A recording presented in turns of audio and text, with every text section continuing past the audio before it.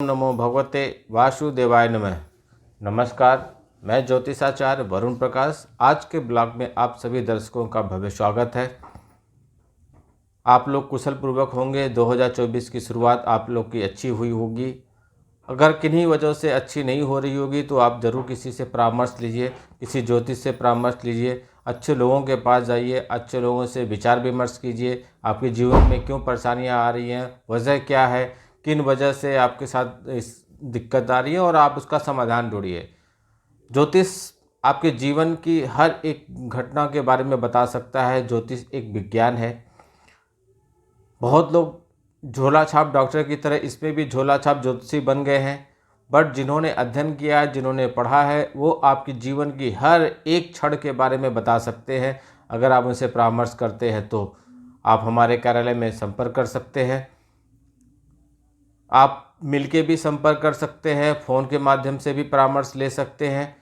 हम paid service देते हैं, उसके माध्यम से आपको समाधान बताया जाएगा और समाधान करके दिया जाएगा।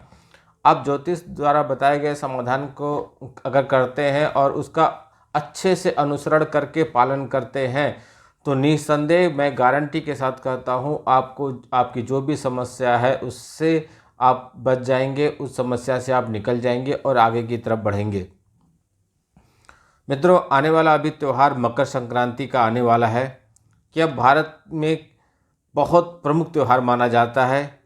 यह भारत के हर कोने में किसी न किसी रूप से मनाया जाता है। भगवान सूर्य जब मकर राशि में प्रवेश कर जाते हैं तो उसको मकर संक्रांति कहते हैं और उसी तारीख को मकर संक्रांति का त्यौहार मनाया जाता है। भगवान सूर्य उसके पहले धनु राशि में रहते हैं, लेकिन वो जब मकर राशि में प्रवेश करते हैं तो वह मकर संक्रांति उसी दिन से उसी समय से आरंभ हो जाता है। अंग्रेजी कैलेंडर के हिसाब से मकर संक्रांति 14 जनवरी को मनाया जाता है, बट सूर्य के राशि परिवर्तन के समय के हिसाब से मकर संक्रांति का त्यौहार प्रारंभ होता है। इस बार सूर्योदय 15 जनवरी को प्रातःकाल 2:54 पे, अर्ली इन द मॉर्निंग 2:14 पे, 2:54 पे 15 जनवरी को मकर राशि में प्रवेश कर रहे हैं। 15 जनवरी सोमवार को मकर संक्रांति मनाई जाएगी। इस दिन गंगा स्थापना, पूजा, जप, तप और दान करने का विधि विधान है। इसका विधान है। शास्त्रों में निहित है कि मकर संक्रांति की तिथि सूर्योदय उत्तरायण होते हैं। इस समय देवताओं के लिए दिन कहा जाता है। इस दौरान प्रकाश में वृद्धि होती है, धार्मिक कार्यक्रम चालू हो जाते हैं। आपको धार्मिक मत के हिसाब से मकर संक्रांति को स्नान, ध्यान, पूजा पाठ करके अमोघ फल की प्राप्ति होती है, अगर आप इसको सच्चे ढंग से करते हैं तो। पूर्ण काल जो इस बार पड़ेगा 15 जनवरी को सुबह 7 बजे से शुरू हो जाएगा, जो शाम को 5:36 तक रहेगा। इस समय आपको स्नान, दान, जप जो भी करना है आप कर सकते हैं। पूर्ण काल सुबह 7 बजे से शुरू होकर शाम को 5:36 तक रहेगा। मकर संक्रांति के समय आपको दान करना चाहिए। दान करने का आप जो भी दान करते हैं उसका 100 गुना अच्छा आपको फल मिलता है, 100 गुना आपको फल लौट के मिल जाता है। मकर संक्रांति के समय से मांगलिक कार्य शुरू हो जाते हैं। शादी विवाह से संबंधित या जो भी रहता है, मलमास से संबंधित चीज़ें खत्म हो जाती हैं। विवाह कार्य, मुंडन, जनेऊ आदि जैसे संस्कार शुरू हो जाते हैं। धार्मिक मान्यता के अनुसार मकर संक्रांति के दिन स्वर्ग का दरवाज़ा खुल जाता है। उस दिन पूजा पाठ, दान, तीर्थ, नदी में स्नान करना आपको मोक्ष की प्राप्ति देगा। पौराणिक कथा के अनुसार भीष्म पितामह को इच्छा मृत्यु का वरदान प्राप्त था, लेकिन दक्षिणायन शुरू होने के कारण वह अपने पे सोए रहे, बाणों की सैया पे, और उन्होंने जब सूर्योदय उत्तरायण हुए तभी अपना देह त्याग करने का ही संकल्प लिया था और उसी हिसाब से उन्होंने धरती को छोड़ा भी था, देह त्याग किया था। इसी दिन माँ गंगा पृथ्वी पे आई थी और भागीरथ के पुत्रों को उन्होंने पाप मुक्त किया था। इस दिन तिल गुड़ खाने का बड़ा महत्व है। तिल गुड़ खाने का बहुत धार्मिक महत्व भी है कि ठंड की वजह से लोग सिकुड़ते रहते हैं, ठंड की वजह से थोड़े से लोग सिकुड़ जाते हैं।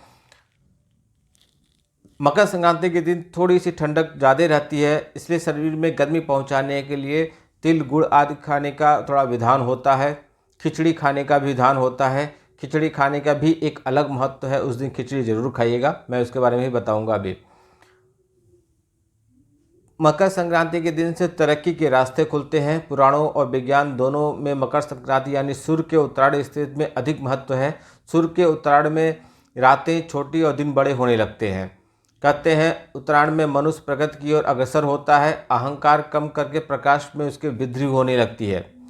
पतंग उड़ाने का भी मकर संक्रांति का काफ़ी महत्व है। उसका महत्व ऐसा है कि जब सूर्य को उस दिन सूर्य की जो गर्मी रहती है, जो ऊष्मा रहती है, उसमें काफ़ी तेज होता है। अगर आप उस समय सूर्य के उस ऊष्मा का फ़ायदा लेते हैं तो काफ़ी लाभ होगा। इसलिए पतंग उड़ाते हैं कि काफ़ी देर तक आप सूर्य के तेज में, सूर्य की रोशनी ऊष्मा के अंदर आप रह सकते हैं। बाहर रहेंगे तो उसमें आपको मिलेगी, जिससे कई तरह की बीमारियां आपकी ख़त्म होंगी। खिचड़ी खाने का बहुत अच्छा विधान माना जाता है। जो खिचड़ी सामग्री से बनती है, उन सामग्रियों का भी अपना एक महत्व माना जाता है। जो खिचड़ी बनती है उसमें दाल, चावल, नमक, हल्दी आदि का प्रयोग होता है। दाल का प्रतिनिधित्व शनि ग्रह करते हैं, चावल का मंगल ग्रह करते हैं, हल्दी का बृहस्पति जी करते हैं, नमक का संबंध शुक्र से है। इसलिए अगर इन चीज़ों का एक साथ आप सेवन करते हैं तो आपका स्वास्थ्य संबंधी समस्याएं दूर होंगी और आपका चीज़ें थोड़ी सी पॉजिटिव हो जाएंगी। आपको काफ़ी उत्साह मिलेगा और आपको अच्छे एनर्जी आएगी। इसलिए मकर संक्रांति के दिन खिचड़ी खाने का बड़ा महत्व रहता है। इस दिन आप खिचड़ी अगर दान भी करते हैं, पक्की पकाई नहीं दे सकते तो कच्ची खिचड़ी जिन सामग्रियों से बनता है उन सामग्रियों को दान भी करें तो उसका भी फल बहुत अच्छा मिलता है। जो भी हमारे धार्मिक अनुष्ठान होते हैं या धार्मिक हमारे पूजा पाठ के बने हैं, ये आजकल व्हाट्सएप की दुनिया में, मोबाइल की दुनिया में लोग अपने संस्कारों से, अपने पूजा पाठ पद्धति से, अपने विधि विधानों से दूर हटते जा रहे हैं। कलयुग में भगवान लोग का एक श्राप है कि लोगों के पास किसी न किसी के माध्यम से जानकारी हो जाती है, लेकिन वो उनका अनुसरण नहीं करते हैं। कलयुग में ये भी एक माना गया है कि लोगों को कलयुग में आशीर्वाद पाने की तेज शक्ति होती है। जिन मंत्रों को बाकी युग में कई कई हजारों लाखों बार पढ़ना पड़ता है, कलयुग में थोड़ा सा भी जप करने पे आप आशीर्वाद प्राप्त कर सकते हैं, मंत्रों की सिद्धि कर सकते हैं, लेकिन फिर भी कोई नहीं करना चाहता। कलयुग में ऐसा है कि आपको बताऊं तो व्हाट्सएप वगैरह पे या मोबाइल पे या सोशल मीडिया पे जो भी आपके धर्म के बारे में बताया जाता है, कोई ज़रूरी नहीं है 100% सही हो। आपको याद होगा दीपावली में कुछ लोगों ने इस तरह से फैलाया था कि दीपावली की रात को पूजा मत कीजिए, आरती मत कीजिए। दीपावली की रात को आरती मत कीजिए, क्योंकि अगर आप आरती आप करते हैं इसका मतलब आप किसी की विदाई करते हैं और आरती करने से माता लक्ष्मी आपके घर से चली जाएंगी। ये किसी ने बहुत गंदा सोशल मीडिया प्रचार किया था। बहुत ऐसे लोग थे जिन्होंने ऐसा नहीं किया था। इसलिए सोशल मीडिया, मोबाइल, फेसबुक पे जो भी आपको धर्म के संबंधित चीज़ें बताई जाती हैं उस पर 100% आप विश्वास मत कीजिए जब तक आप परामर्श नहीं ले लेते किसी से कि शास्त्रों में क्या है, हमारे शास्त्रों में विधि विधान क्या है, आप उसका अनुसरण कीजिए। आप आंख बंद करके भरोसा नहीं कीजिए, क्योंकि उसमें कई चीज़ें ऐसी होती हैं कि गलत हो जाती हैं। कभी कभी सोशल मीडिया पे वो लोग भी करते हैं जो हमारे धर्म के लोग नहीं होते हैं। हमारे धर्म को बदनाम करने के लिए, हमारे धर्म को पीछे करने के लिए वो भी पोस्ट डालते हैं और कभी कभी वो वायरल हो जाता है तो वो हमको हमारे चीज़ों से दूर करती है, हमारे शास्त्रों से हमको दूर करती है। इसलिए आप हमेशा जैसे एक फैमिली डॉक्टर होते हैं ऐसे ही आप एक फैमिली ज्योतिषी भी रखिए। किसी भी समय कोई भी चीज़ों का आपको समय मालूम करना है, शुभ मुहूर्त मालूम करना है, कोई भी काम करना है तो उसके लिए आप उनके पास जा सकें, उनसे विचार विमर्श कर सकें और उनसे उनका मार्गदर्शन प्राप्त कर सकें। उनका आशीर्वाद प्राप्त करके आप चीज़ों को भी अच्छा कर सकते हैं, उनमें उनका सहयोग भी ले सकते हैं। जो फैमिली आपके ज्योतिषी बनते हैं वो ऐसा नहीं कि हर परामर्श पे आपको फीस लेंगे। हाँ, साल में 1-2 फीस ले लेंगे वो, और आप स्वेच्छा से आप उनको जो भी दान दे सकते हैं वो दान करते रहिए।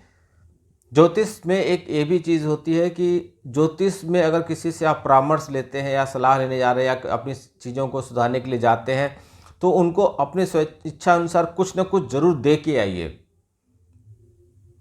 बिना दिए आप उनसे कुछ लीजिए मत, क्योंकि वो भी एक गुरु के समान है। उनका ज्ञान है, वो ज्ञान आपको दे रहे हैं, तो इसलिए वो आदर के पात्र भी होते हैं। आप लोग कुंडली का विश्लेषण कराइए, चीज़ों को अपने जीवन में जो नकारात्मक चलिए उसको सकारात्मक कीजिए। सोचिए मत, वीडियो देख रहे हैं तो सोचिए मत। अगर आपको किसी तरह की कोई समस्या आ रही है तो आप अच्छे जानकार ज्योतिषी से आप संपर्क कीजिए और अपनी समस्याओं को समाधान ढूंढिए। समाधान अवश्य है, अगर समस्याएं हैं तो समाधान भी है। इस युग में मुश्किल शब्द नहीं है। ज्योतिष शास्त्र में असंभव नाम की कोई चीज़ नहीं होती है। आपने सुना होगा, बड़े से बड़े लोगों ने तप के माध्यम से बहुत कुछ प्राप्त किया था। अपने पति के प्राण को भी अपने तप के माध्यम से भगवान यमराज के पास से वापस लाने वाले लोग भी इस युग में हैं। मृत लोग को भी जीवित कर चुके थे वो लोगों ने। बहुत कुछ हो सकता है। आप भी कोशिश कीजिए, अपने जीवन में सत्कर्म लाइए, अच्छा विचार कीजिए, अच्छा कोशिश कीजिए। मेहनत करने से ही फल मिलता है, कोशिश करने से ही समाधान निकलता है।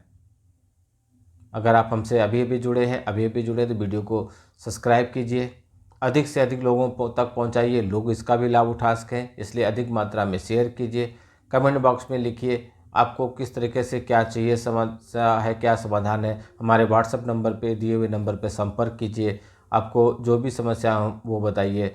14 तारीख तक हमारे कार्यालय में ग्रह शांति का अनुष्ठान चल रहा है, आप भी उसमें सम्मिलित हो सकते हैं, क्योंकि अभी 2-3 दिन ही बचा है, उसके बाद से दूसरा अनुष्ठान चालू हो जाएगा।